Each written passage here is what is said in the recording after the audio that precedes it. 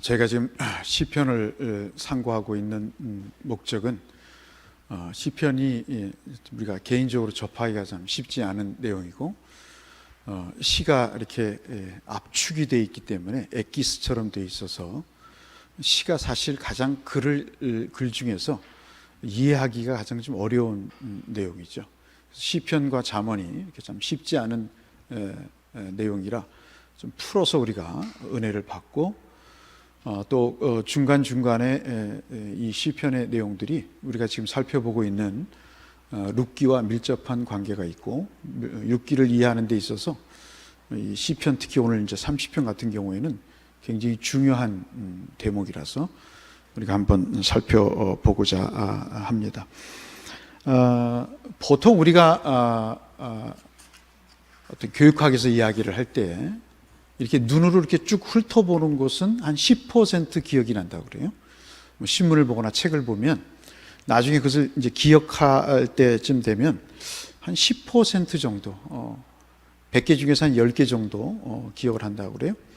또 이제 이렇게 듣는 거, 귀로 듣는 것은 약 한 20% 남는다고 그래요. 10개 중에 한 2개 정도 남는다고 그러고, 그 다음에 이제 우리가 예를 들어서 써보는 것, 그것은 한 30% 정도 남는다고 합니다. 그런데 이제 보고, 듣고, 예를 들어서 쓰는 것을 하면 한 50% 기억이 된다고 그래요. 반절 정도는 기억이 되는 것이죠. 그런데 이제 직접 체험하는 것은 거의 90% 기억이 난다고 그래요. 예를 들어서 아이를 낳았을 때 기억, 첫 애를 낳았을 때 우리가 아이가 낳는다는 글을 읽으면 한 10%밖에 안 되고, 그것을 내가 어떤 글을 썼을 때, 그거에 관해서 글을 썼을 때는 뭐 많아봤자 한 50% 정도인데, 내가 직접 아이를 낳아보면 70% 넘는 90%에 가까운 그 고통이나 즐거움이나 그런 의미를 알 수 있다는 것이죠. 그래서 이제 그 체험이라는 게 얼마나 중요한가 하는 것들을 우리가 이제 이 시편 30편에서 우리가 확인해 볼 수 있는 건데요. 예를 들어서 야곱이 창세기 28장에서 그 형과 아버지를 속이고 야밤 도주할 때 베델에서 주님을 만나잖아요. 그때 주님이 나타나셔서 하시는 말씀이, 나는 너희의 조상 아브라함과 너희 아비 아브라함과 이삭과 게 하나님이다. 그렇게 이야기를 합니다. 그 얘기는 바꿔 얘기하면 지금까지 그냥 말로만 아버지를 통해서 들었던 그런 하나님이시죠. 근데 이제 그가 그 베델의 은혜를 체험하고 이곳이 하나님이 계신 곳이구나 라고 체험을 하고, 그가 고백했던 내용이 뭐냐면 나의 하나님이라는 거죠. 지금까지는 할아버지의 하나님, 지금까지는 아버지의 하나님, 지금까지는 장로님이 체험하신 하나님, 지금까지는 권사님이 체험하시는 하나님인데 어느 순간 그 하나님이 나의 하나님으로 여겨지는 거죠. 이게 이제 평생 기억에 남는 것이라고 볼 수 있겠습니다. 그래서 신앙생활에 있어서 이 체험이라는 게 얼마나 중요한가 하는 것들을 우리에게 말씀해 주고 있습니다. 특별히 이 시편 30편 말씀은 그런 의미에서 우리가 체험의 신앙이 우리를 어떻게 만드는가 하는 것들을 말씀하고 있다고 볼 수 있겠습니다. 이제 이 내용을 우리가 좀 배경을 좀 잘 이해할 필요가 있는데요. 여러분 아신 대로 586년에 예수님 모시기 586년 전에 유다가 마지막으로 멸망을 하면서 이스라엘이 이제 소위 말해서 지도상에서 사라져버린 거죠. 나라가 없는 그런 신세가 됩니다.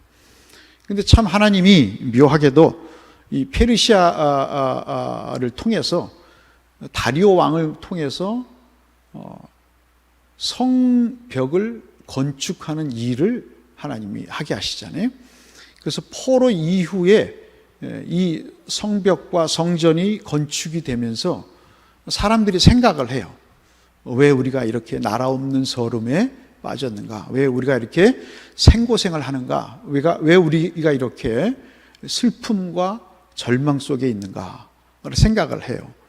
그러면서 내린 결론이 뭐냐면, 에스라를 통해서 성경을 읽으면서 우리가 하나님의 곁을 떠났구나 하는 것을 이제 알게 되면서 성경을 읽고, 요즘으로 말하면 성경 공부를 하면서 온 성도들이 에스라가 하나님의 말씀을 읽을 때 일어나서 그 말씀을 들을 때 마음에 찔림이 있고, 베드로가 설교할 때 그런 것처럼, 그래서 우리가 하나님 말씀을 잊고 살았구나, 하나님을 섬기지 못했구나 하는 그런 자책감과 회개의 눈물을 흘리면서 앞으로 우리가 하나님의 말씀대로 살아야 되겠다고 하는 그런 생각들을 결단을 하게 되면서 소위 말하는 이스라엘의 부흥 운동이 이제 일어나게 되는 것이죠.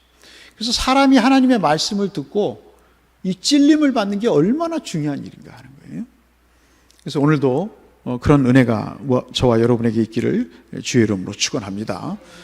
이렇게 모든 것이 되고 아주 순적하게 되고 또 잘 돼서 나라가 걱정이 없는 그런 상황이 되었어요. 그런데 이제 이 시를 우리가 한번 보시면, 거기 표제를 한번 보실까요? 표제를 보면 뭐라고 되어 있냐면 다윗의 시라고 되어 있어요.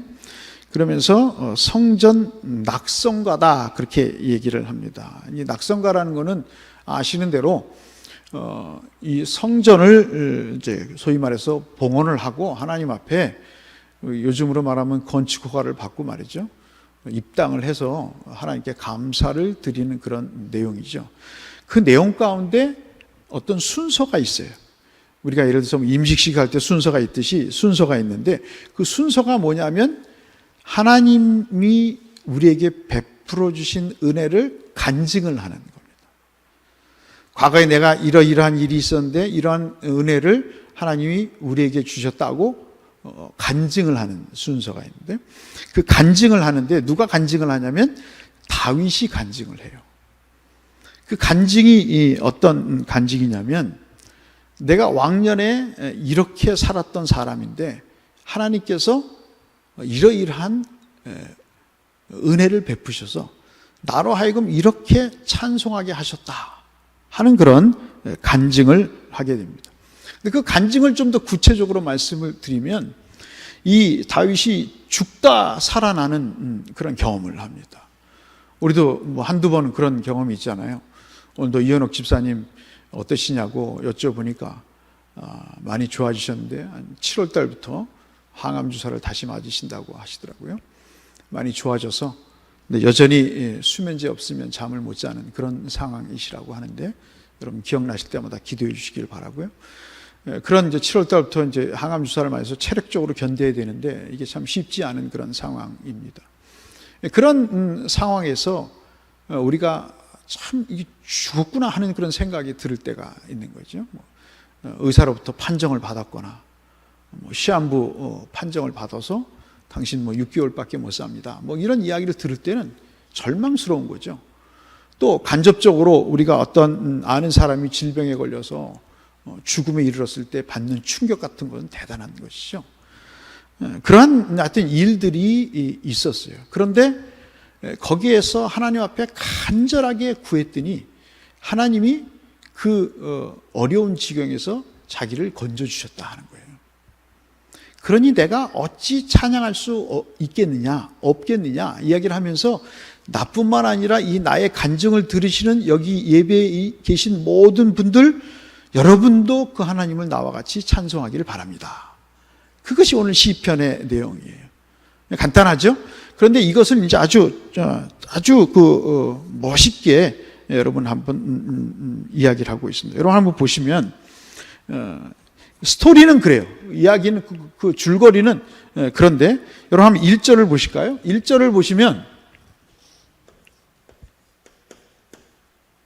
1절에 뭐라고 말씀하시냐면, 내가 주를 높일 것이다 그렇게 얘기를 해요. 내가 주를 높일 것이다, 내가 주를 높여 드릴 것이다 그렇게 얘기해요. 근데 그 이야기를 주를 높인다는 말, 것을 이야기를 하는데, 이 말씀이 어디에서 또 반복이 되냐면, 여러분 12절 한번 보실까요? 12절 보시면 내 영으로 주를 찬송할 것이다. 12절에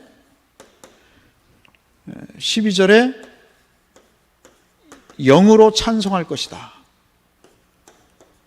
그러니까 높인다는 말을 12절에서는 영으로 주를 찬송할 것이다. 그렇게 바꾸어서 이야기를 하는 것이. 그러니까 결국 주를 높인다는 것으로 시작해서 주를 찬송하겠다는 것으로 이제 끝나는 내용입니다. 지금 그러면 이 안에 무슨 사연이 있겠죠? 그렇죠? 이러한 말로 시작을 해서 끝을 맺었으니까 사연이 있을 겁니다. 자, 3절 한번 보시면, 우리가 다 살필 수는 없으니까 3절을 한번 보시면 어떤 사연이 있는가를 이야기를 합니다. 그 어떤 사연이 있는가를 이야기할 때 그 사연이 뭐냐면 자기가 음부와 무덤으로 내려가는 경험을 했다는 거예요. 이 음부와 무덤이라고 하는 것은 여러분 음부는 이제 성경 시편에서 뭐 수월 정도로 이야기를 해요. 가장 고통스러운 죽음의 끝에 이르는 그 장소를 얘기하는데 지옥은 아니에요. 지옥과 수월은 달라요. 늘 말씀드리지만 음부와 무덤은 아주 절망적인 상황을 얘기합니다. 죽음에 거의 다다른 이런 사연이 있게 됐다 이야기를 해요.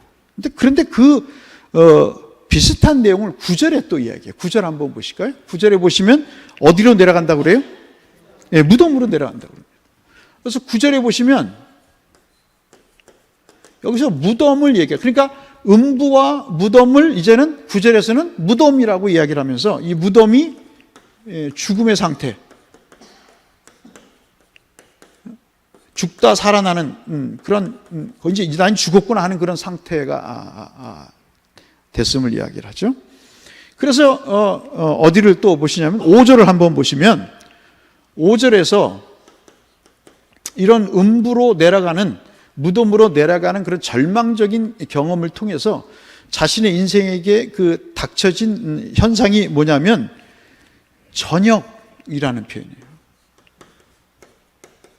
그 시를 우리가 이해할 때 전역 그러면 무슨 쉼도 있지만 여기서 말할 때 전역은 인생의 아주 고통스러운 때를 얘기하는 거예요. 캄캄하잖아요. 제가 새벽기도도 말씀드렸다시피 전역 그러면 아주 인생의 고통이 밀려오는 어둠과 같이 밀려오는 그런 내용이죠. 그 전역에 눈물을 흘린다는 거예요. 여러분과 저도 그럴 때가 있지 않습니까? 남몰래 이불 뒤집어 쓰고 그렇죠? 어렸을 때는 형이 때려서 울고 성적이 떨어져서 울기도 하고 때로는 와이프 몰래 사업이 힘들어서 울기도 하고 말이죠. 어떤 때는 노래방 가서 실컷 노래 부르면서 울면서 노래를 부르고 뭐 그런 경우도 있잖아요. 그렇게 이 음부와 무덤으로 내려가는 절망적인 상황이 자기로 하여금 인생의 전역을 맞게 하고 그리고 거기에 눈물을 흘리게 하는 거예요. 근데 그 내용이 또 어디에 있냐면 여러분 한번 이건 좀 반대되는 경우로 볼 수 있는데요. 11절 한번 보시면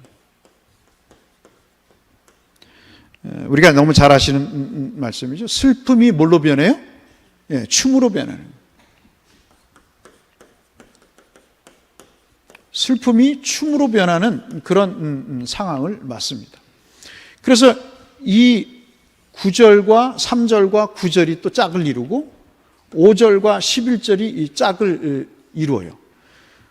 그래서 우리가 이제 보겠습니다마는 이 가운데 있는 것이 우리로 하여금 궁금하게 만드는 거예요. 그래서 가운데 있는 게 뭐냐면 6절로 7절 말씀인데 6절로 7절 말씀은 보면 이게 잘못 생각하면요. 이렇게 믿음의 고백처럼 이야기하는데 믿음의 고백이 아니고요. 6절, 7절 우리 같이 한번 읽어보실까요? 한 번 더 읽겠습니다. 여기가 핵심인데 같이 읽겠습니다. 시작. 내가 형통할 때에 말하기를 영원히 흔들리지 아니하리라 하였도다. 여호와여 주의 은혜로 나를 산같이 굳게 세우셨더니 주의 얼굴을 가리심에 내가 근심하였나이다. 6절에서는 흔들릴 줄 몰랐다는 거예요. 뭐 그런 거 있잖아요. 나는 뭐 하나는 자신 있어요? 건강 하나는 자신. 그런 사람도 있잖아요. 나는 건강 하나는 자신 있을 줄 알았다. 돈은 없어도 건강은 내가 누구보다도 자신했었다. 그런데 지금은 그렇지 못하다 그런 거예요. 내가 돈만 얘기한다면 누구보다도 자신이 있다. 경제 한파가 몰아붙여도 나는 돈 때문에 걱정이 없을 줄 알았다. 그렇게 얘기한다는 거죠. 그러니까 어떤 때죠? 형통할 때. 형통이 보통 축복으로 성경은 이야기하는데, 뭐 여호수아서나 창세기 36장을 중심으로 해서 이야기하는데, 여기서는 좀 부정적으로 얘기하는 거예요. 아무 문제가 없는 상태, 아무런 어려움이 없었을 때 나는 누구보다도 내 인생이 흔들리리라고는 생각하지 못했다는 거예요. 그러니까 바꿔 얘기하면 뭐죠? 흔들렸다, 안 흔들렸다? 흔들렸다 이거예요. 그 흔들린 게 뭐냐면 절망적인 상황을 경험했다는 거죠. 슬플 때가 있었다는 거죠. 나중에 우리가 보시는 대로 베옷을 입는 것 같은, 장례식에 내가 마치 관에 들어가기 전에 수의를 입는 것 같은 그런 고통스러운 때가 있었다. 그런 얘기를 하는 거죠.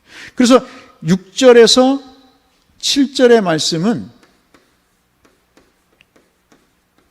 이 요동이라는 거, 요동이 없을 줄 알았는데 지금 뭐가 있다는 거예요? 근심이 있다는 거예요. 그 근심은 어떤 근심이냐면 하나님이 자기에게서 얼굴을 돌리셨다. 자기를 하나님이 외면하셔서 자기에게 근심이 생겼다. 이 하나님의 외면 때문에 자기의 인생이 이렇게 음보와 무덤으로 내려가는 듯한 그런 고통을 겪었다 하는 이야기를 하는 것이죠. 이게 이제 이 시의 골자입니다. 그러니까 이렇게 보면 조금 생소하지만 여러분 보시기에 이렇게 그럴듯해 보이잖아요, 그렇죠? 그래서 이제 이 시를 이렇게 쪼개어 봤더니 그렇게 우리가 정리해 볼 수 있는 겁니다. 그래서 우리가 이제 한번 이런 것을 보시고 1절로 3절 말씀을 한번 보시도록 하시죠. 1절로 3절에는 내가 절망적인 음부의 상태로 내려갔는데 하나님이 거기서 나를 끄집어내셨다 하는 거예요. 그렇기 때문에 내가 주를 높일 수밖에 없다. 그런 체험을 고백하는 거예요. 그러니까 다시 말씀드리면 이 30편의 말씀은 뭐죠? 하나님이 나를 구원해 주신 것에 대한 체험의 간증인 거죠. 늘 제가 말씀을 드리는 것은 우리 대곡교회가 그런 체험이 있어야 돼요. 정말 그런 체험이 있어야 돼요. 예수를 믿으면서 절망의 순간을 경험하지만 결국 하나님이 나를 끄집어내서 그 절망의 순간에서 나를 이끌어내셨다는 고백을 우리가 한번 할 수 있어야 된다는 거죠.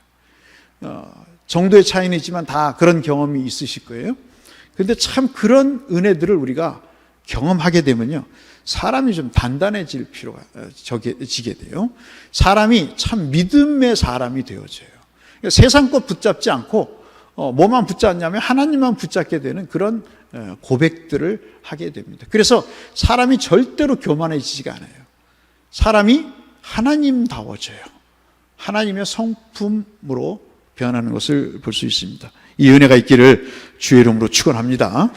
그래서 우리가 여기서 중요한 것은 1절에 아까 말씀드린 대로 내가 주를 높일 이유를 이야기하면서 1절에 나를 이끌어내셨다. 나를 끌어내사 내 원수로 하여금 나로 하여금 기뻐하지 못하게 하십니다. 사실 이제 이 내용을 좀 더 이제 말씀을 드리면요, 다윗이 유다의 왕으로 한 7년 6개월을 봉사를 합니다.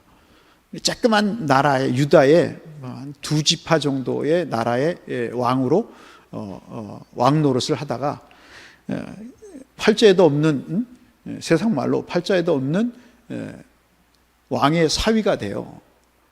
그러고 나서 이제 쫓겨다니잖아요. 그리고 이제 다 죽어요. 사울이 죽고 나서 이제 사람들이 추대를 하고 그래서 왕이 됩니다. 그래서 언약궤도 블레셋에서 찾아오고 그래서 약 33년 정도를 통합왕으로 일을 해요. 그래서 이스라엘 전체적으로 봐서는 사울과 비슷하게 한 40년 정도 왕으로서 봉사를 하게 됩니다. 그런 과정에 어떤 일이 생기냐면 사무엘하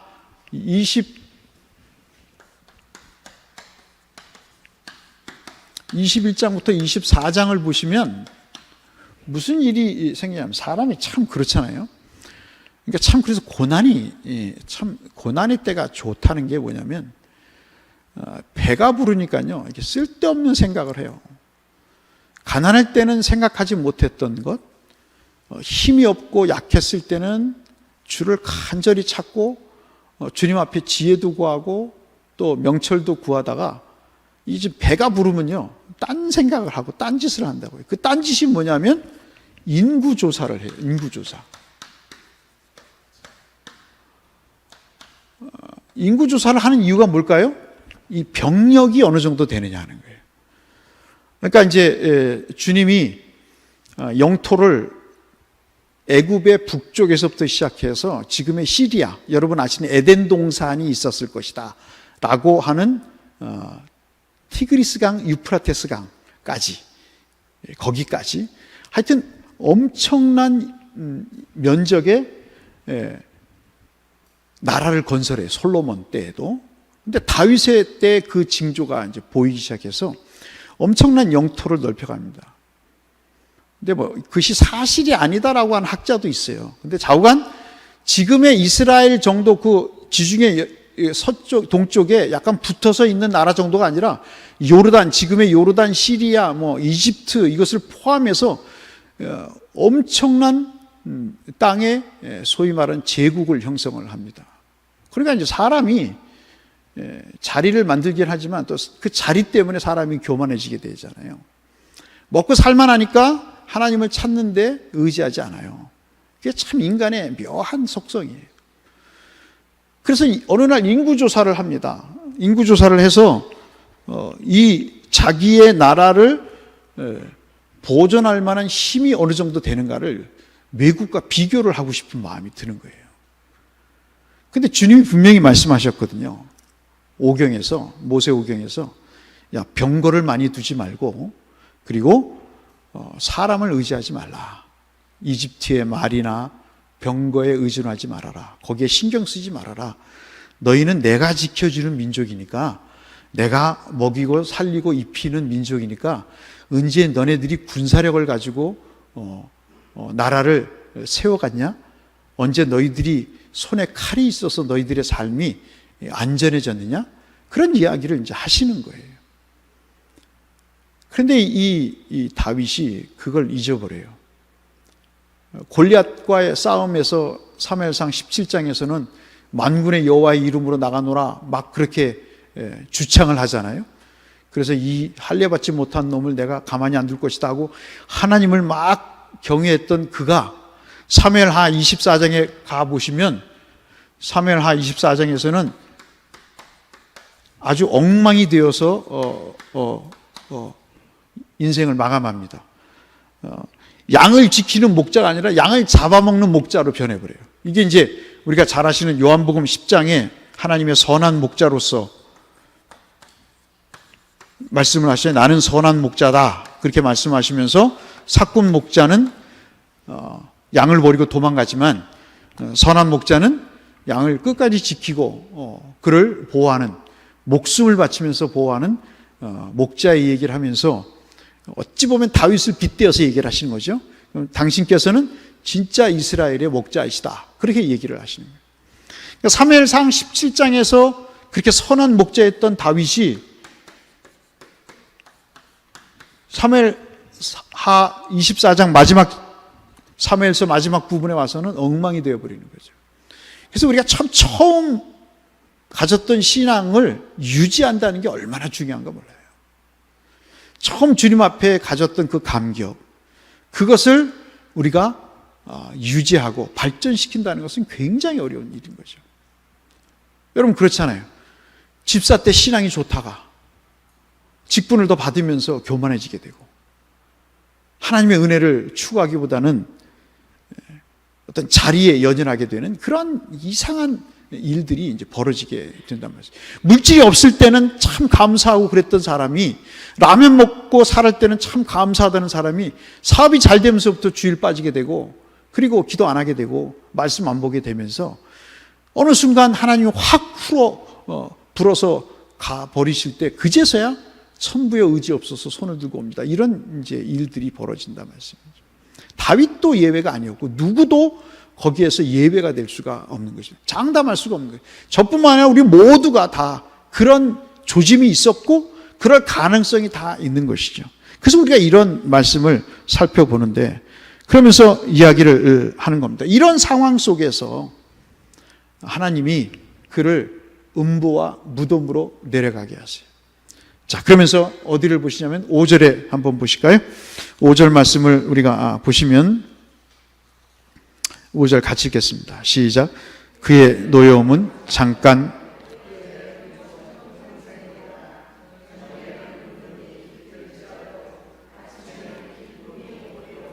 예. 이게 참, 이 시가 화면을 그대로 한번 띄워주시고요. 노여움과 뭐가 있냐면 은총이 있어요. 하나님은 노엽게도 하시지만, 노여우시는 하나님이시지만, 분노를 하신다는 거거든요. 저 원어의 뜻은 하나님이 화를 내시기도 하지만 그것은 어떻다는 거죠? 잠깐이라는 거예요. 우리가 자녀 키울 때 그런 걸 느끼시잖아요. 자녀가 잘못했다고 평생 그 노여움을 갖고 사십니까? 그렇지 않잖아요. 뭐는 길어요? 예, 사랑은 긴 거예요. 그래서 노여움과 은총을 이 눈물을 흘릴 때 그가 경험을 하는 거예요.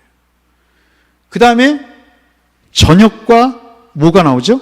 아침이 나와요. 저녁에는 울음이 깃들지라도 어느 때는 기쁨이 와요? 아침에는 기쁨이 와요. 그 다음에 또 우리가 볼 수 있는 게 노여움은 잠깐, 그 다음에 은총은 평생. 그래서 잠깐과 평생이 또 이렇게 서로 짝을 이뤄서 표현이 되는 거죠. 그리고 또 하나가 뭐냐면 여러분 아신 대로 거기에 뭐가 나와요? 울음이 깃들지만 뭐가 와요? 기쁨이 온다는 거죠. 그러니까 자기가 무덤으로 내려가는 절망적인 순간을 보면서 어떤 것을 경험하냐면 하나님의 노여움도 경험하지만 하나님의 영원한 은총도 경험한다는 거예요. 그러니 잘 될 때는 그런 경험이 없잖아요. 저런 경험이. 인생이 잘 될 때 저녁이 있으니까 늘 아침 같은 거죠. 기대가 되고 오늘 돈을 또 얼마나 벌까? 얼마나 많은 손님이 올까? 그런 기대가 있지 저녁에 아픔의 그때를 경험하기는 참 쉽지 않단 말이죠. 늘 웃음이 있는 사람에게는 기쁨의 은혜를 체험하는 사람에게는 울음의 소중함을 잘 모르는 거죠. 그래서 그런 말이 있잖아요. 눈물 젖은 빵을 먹어봐야 인생을 안다는 거예요. 제가 말씀드렸잖아요. 제 친구가 이민 오지 말라고 그래도 이민을 와가지고 애들 영어 때문에 왔는데 그 와이프가 그 집사님 저한테 그러는 거예요. 저 집사님한테. 그 사모님이 얘기하셨던 눈물 젖은 빵이 이런 거군요. 얼마나 서러움을 받는.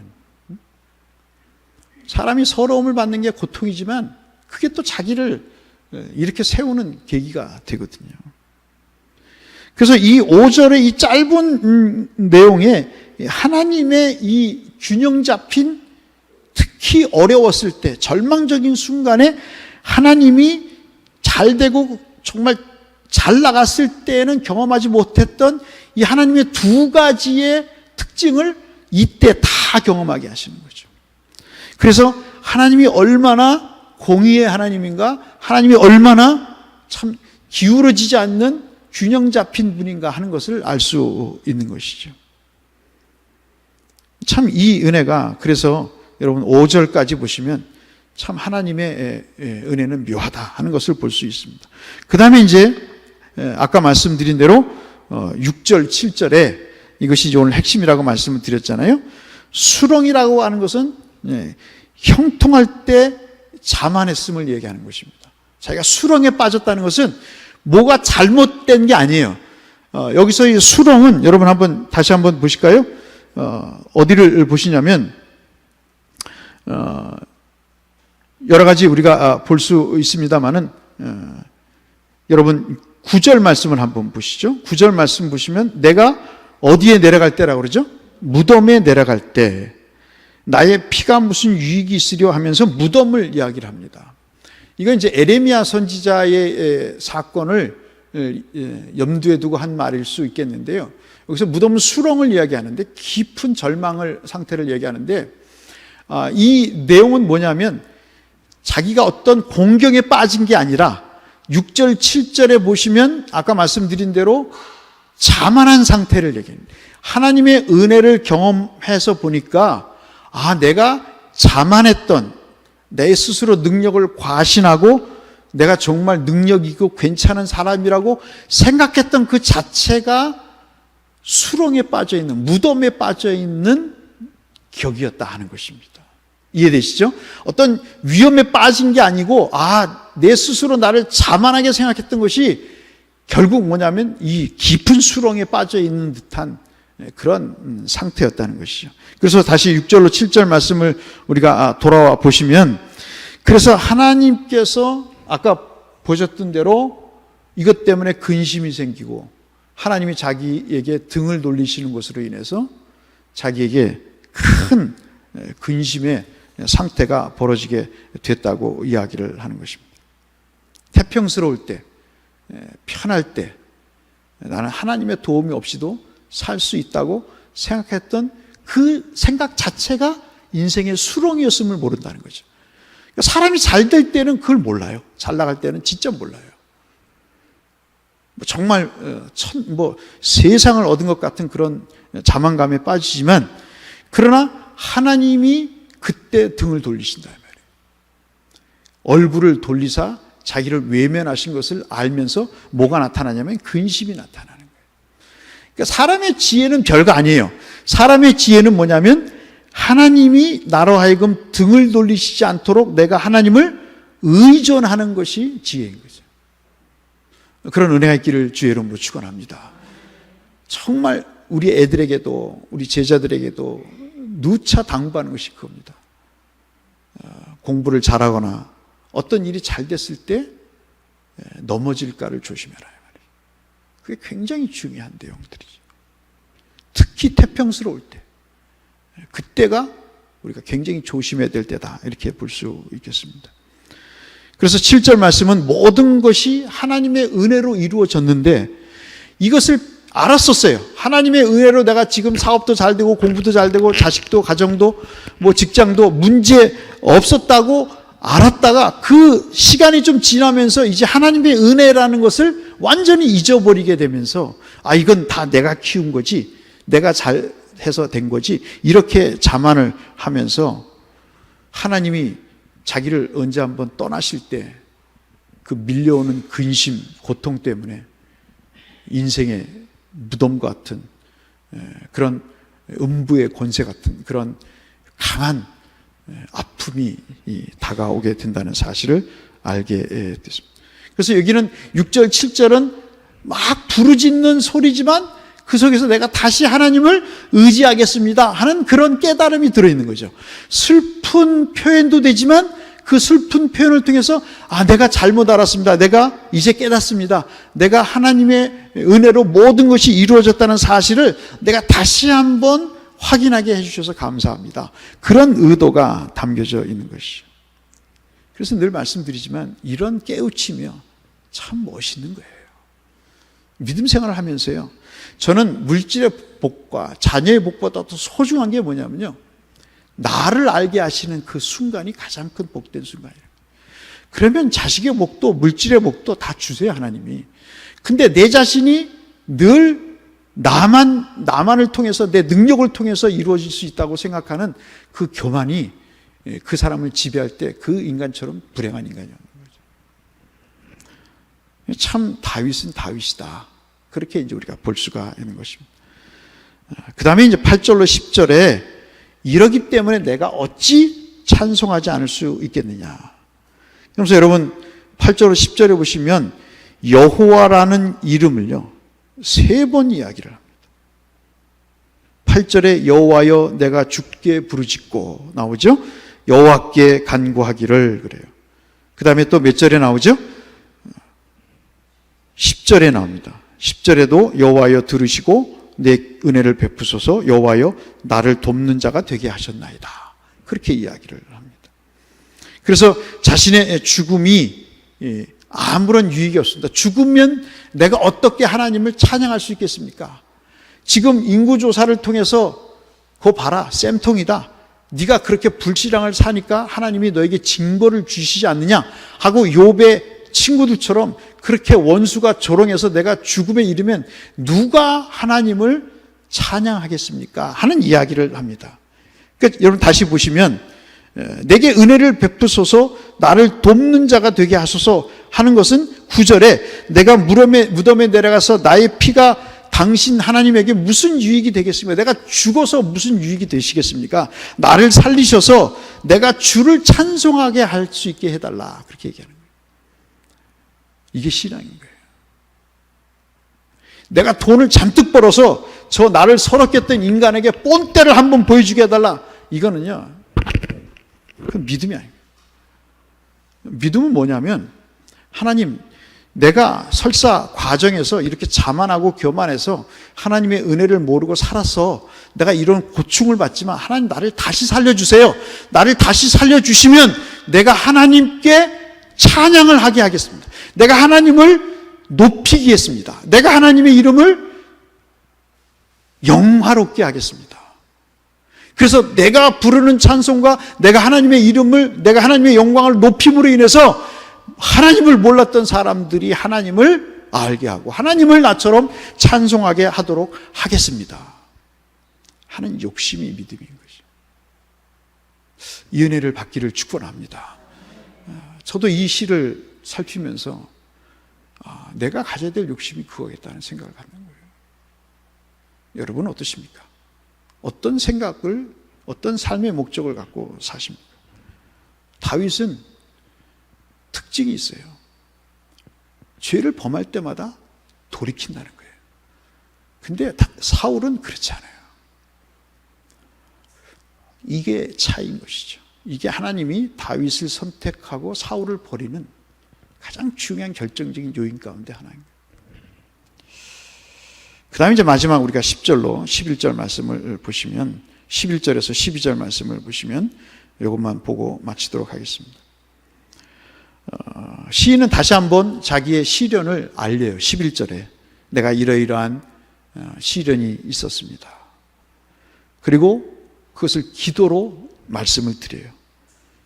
그리고 그 기도를 통해서 하나님이 주신 응답을 자기가 구원의 소식을 전합니다. 이것이 11절이 그래서 굉장히 중요한 내용입니다.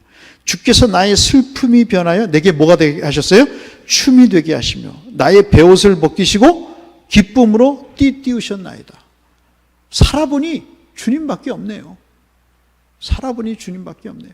내 인생을 하나님께서 슬픔을 기쁨으로 춤이 되게 하시고 베옷을 기쁨으로 변화시키실 분은 오직 하나님밖에 없으시네요. 그 은혜를 그가 이야기를 하면서 나를 바꾸셨습니다. 히브리 말로 하파크타라고 얘기해요. 아주 확 외치는 거예요. 하파크타 그러면서 하나님이 나를 바꾸셨네요. 하나님이 나를 바꾸셨네요. 내가 내 권력을 따라 살고 내가 군 병력을 의지하며 왕이 되기 위해서 내가 몸부림쳤는데 내가 하나님이 내 인생의 주인이라는 사실을 내가 몰랐네요. 이제 그것을 알게 하신 하나님, 나를 바꾸셨네요. 하나님이 나를 이 모르는 곳에서 알게 하셨네요. 하나님 감사합니다. 슬픔이 변하여 오히려 춤이 되는 다윗의 춤은 여러분 언약궤가 돌아왔을 때 그 옷이 벗겨지는 걸 모르고 춤을 추고 말이죠. 그래서 예루살렘에 이 언약궤를 안치해야 되겠다. 하나님이 계신 상징을 안치해야 되겠다는 그런 결심을 하는 그런 상태에서 보여주신 춤을 우리가 연상해 볼 수 있겠죠. 사랑하는 성도 여러분, 저와 여러분의 삶에 배옷이 변해서 기쁨이 되고 슬픔이 변해서 춤이 되는 은혜가 있기를 주의 이름으로 축원합니다. 가장 무서운 것은 육신의 질병은 아닐 거예요. 그것도 고통스럽지만 하나님을 모르며 사는 것, 그것이 가장 불치병입니다. 그래서 이 상황은 육신의 질병, 죽음으로 치닫는 질병을 얘기하는 것 같지만 결국 뭘 이야기하냐면 하나님을 의지하지 않는 불순종이라고 하는 질병의 고통을 이야기하면서 그 고통 속에서 자기를 바꾸어 놓으신 하나님을 찬양하는 그런 찬양의 시가 되는 것이죠. 부모를 잊고 살 때 부모의 눈에서 피눈물이 납니다. 하나님은 오죽하시겠어요? 죄악에서 구원하신 내 백성들이 나를 잊고 우상을 섬기고 어찌 보면 양다리를 걸치고 있거나 아니 완전히 그 하나님의 자리를 떠나서 불신앙의 사랑과 방불하게 사는 모습을 볼 때 하나님은 얼마나 그 십자가의 고통을 잊어버리는, 멸시하고 무시하는 그 인간의 모습을 보고 얼마나 개탄하시겠어요. 우리가 자식을 키우면서 그런 걸 경험하잖아요. 그러니까 오늘 11절 말씀 우리가 꼭 기억하시면서 하나님의 슬픔의 노여움은 잠깐이지만 그러나 그 은총은 영원하다 하는 말씀과 함께 더불어서 내가 요동하지 않을 것 같지만 그 고난 속에서 하나님을 붙들지 못했던 이 교만 때문에 내게 벌어진 모든 일들이 다시 회복이 돼서 나를 바꾸셨습니다. 그래서 나를 바꾸신 하나님을 내가 고백하며 찬양하지 않을 수 없습니다. 그 하나님이 늘 나와 함께 하셔서 나의 이 모든 일에 기쁨과 은혜를 베풀어 달라고 기도하시고 그 일에 함께 진력하시는 저와 여러분이 되시기를 주의 이름으로 축원합니다.